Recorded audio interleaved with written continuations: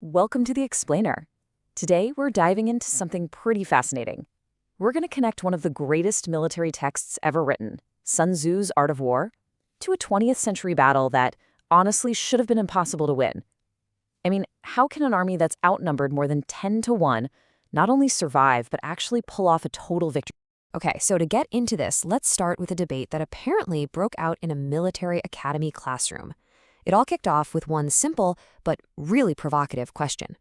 So, a professor gets up and makes this really bold claim. The whole idea of the underdog winning, he says it's a complete myth. War, he argued, is always about the stronger side just crushing the weaker one, period. As you can probably guess, that set off a pretty fierce debate. Some of the cadets were like, whoa, that's a new way to think about it. It kind of flipped everything they'd been taught on its head. But a lot of others were convinced the professor was just missing the entire point. So who's right? Well, to figure that out, we need to rewind about 2,500 years and listen to one of the greatest military minds in history. See, Sun Tzu doesn't just say that the weak can beat the strong, he actually gives you the playbook. He lays out a clear framework for how a weaker force can literally create the conditions for its own victory. The core idea here is all about manipulation. It's right there in the text. You don't just wait for the enemy, you make them come to you by dangling some kind of bait, or you stop them from going where they want by creating problems for them. This isn't about luck, it's about actively creating chaos and making your opponent play your game. The whole goal is to systematically wear down the enemy's biggest advantage, their strength. You want to turn their superiority into a crippling weakness. How? By making them tired, making them hungry, and keeping them constantly on the move. You're basically bleeding their power away before the real fight even starts. And this is the million-dollar question, right? A powerful army isn't just going to cooperate with your plan to wear them down. They've got their own goals. Well, Sun Tzu reveals the secret to making them dance to your tune in one single crucial phrase. And this secret is so cool because for centuries, our whole understanding of it was based on one little mistranslated word, a tiny mistake that completely flipped the strategic meaning on its head. Okay, so for hundreds of years, most versions of the Art of War said to attack where the enemy won't go, basically unimportant places. But then archaeologists found these incredible ancient texts written on bamboo slips, and they showed the original word was totally different. It said the exact opposite: attack where the enemy must go. And think about it, that makes so much more sense. Why would a powerful army change all its plans just to defend some worthless piece of land? They wouldn't. But what if you threaten something they absolutely cannot afford to lose? A critical supply line, a key fortress, their political capital. Then you force their hand. They have to react. So that's the secret sauce right there. The key to controlling a stronger opponent is to figure out their vital points, their must-go locations.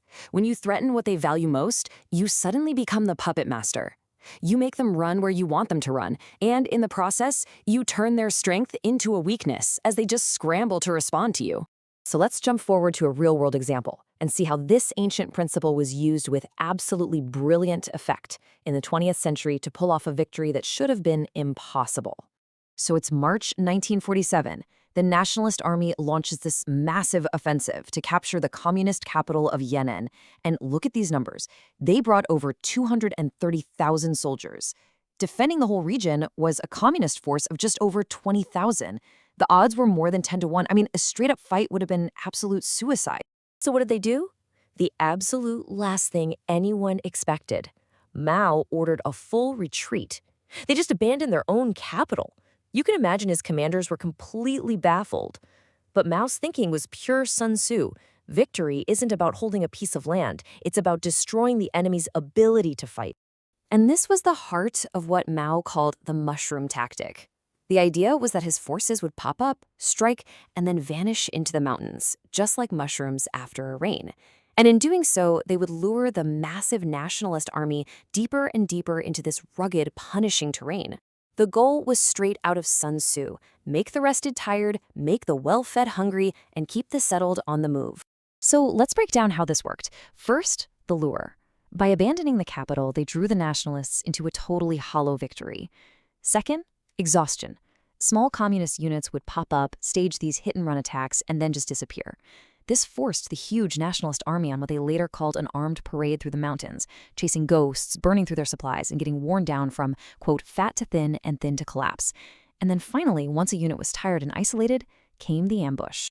And this tactic was just devastatingly effective.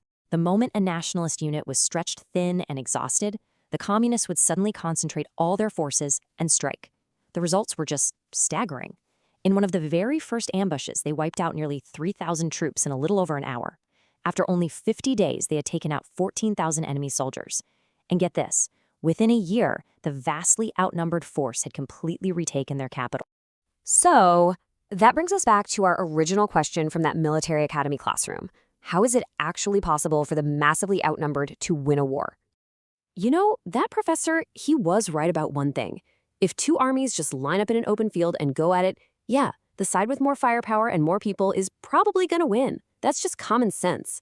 But the entire art of strategy, as Sun Tzu and Mao showed us, is to make sure that direct fight never, ever happens.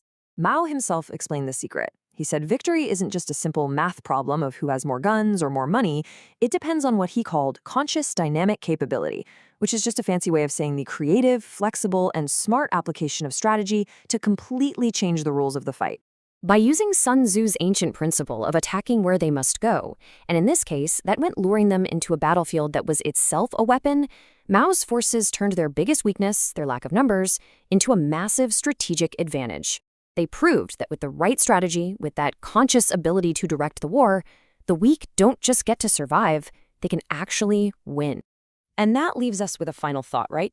This ancient wisdom, it's not just about war. I mean, think about a tech startup disrupting a whole industry by targeting a giant corporation's one overlooked but critical market, or a political campaign that focuses on a single issue that its opponents simply cannot ignore. The principle is exactly the same. Find that must-go point, apply pressure, and you can change the entire game. The art of winning from behind, it turns out, is the art of making your opponent dance to your tune.